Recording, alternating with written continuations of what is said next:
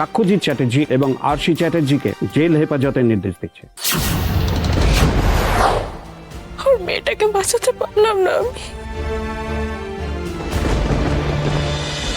এছাড়া শ্রী সাক্ষ্যজিৎ চ্যাটার্জি এবং আরশি চ্যাটার্জির বিরুদ্ধে যে সমস্ত তথ্য প্রমাণ আদালতের কাছে পেশ করা হয়েছে সে সমস্ত আদালত খুব ভালোভাবে খুঁটিয়ে দেখেছে।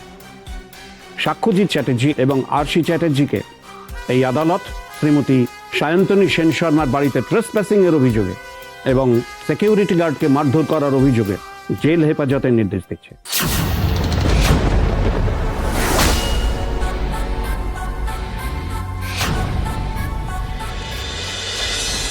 না না না না, কিছুতেই না। আমি আর আশি যদি একসাথে অ্যারেস্ট হয়ে যাই, আমাদের পরিবারটা আবার অসহায় হয়ে পড়বে।